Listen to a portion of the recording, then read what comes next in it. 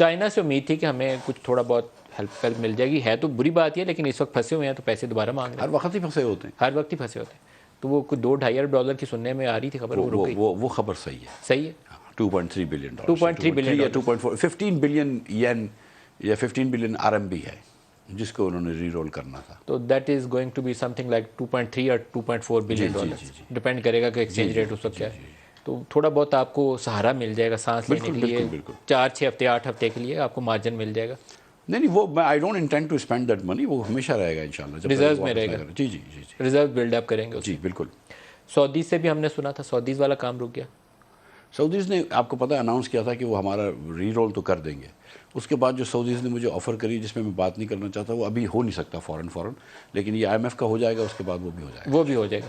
تو یہ جو ری رول ہے وہ ہو جائے گا $2 ارب. دسمبر میں ڈیو ہے. انہوں نے کہہ دیا وہ کر دیں گے. وہ کر دیں گے. جب دسمبر آئے گا جب بھی کر سکتے ہیں نا. اور آئل جو مؤخر ادائیوں پہ ملنا تھا تیل, میں نے 2-3 دن پہلے فون کے فائنانس منسٹر سے فون پہ بات کی ہے اور میں نے کہا ہے کہ مجھے ذرا سا اس میں آپ میری مدد فرمائیں.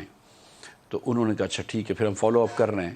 ڈپٹی فائنانس منسٹر سے ہمارے لوگ فالو اپ کر رہے ہیں. تو وہ ہم چاہ رہے ہیں کہ لمٹ بڑھا دیں. دیکھیں اس میں ایک سیدھی سی بات یہ ہے کہ ہم کو $100 ملین کی ایک منتھلی ریوالونگ کریڈٹ تھی فار اے ایئر. اب وہ $100 ملین کے اندر اس وقت ہم 50 ملین کی جب $50 کی بیرل آئل تھی تو ہم 2 ملین بیرل آئل خرید سکتے تھے. آج ہم 1 ملین بیرل بھی نہیں خرید سکتے. تو ہماری لمٹ کم ہو گئی ہے. تو دس از اے پرابلم ود اس کیونکہ ہم کو اسلامک فائنانس کی تھی وہ بھی لمٹ ختم ہو گئی. تو ہم we need more limits because the prices have gone up. اب آپ منتھلی لمٹ کتنی چاہتے ہیں؟ 300 ملین کی. enough to buy my oil requirement.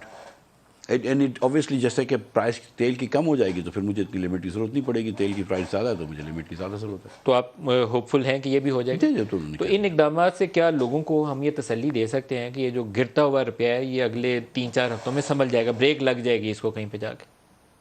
میں یہ سمجھتا ہوں کہ فنڈامنٹل ویلیو جو ہے وہ اتنی کم نہیں ہے روپے کی جس قسم کا مارکیٹ میں ہو رہا ہے. لیکن سینٹیمنٹ اس وقت جو ہے وہ ایک تھوڑا سا وہ ہوا ہے.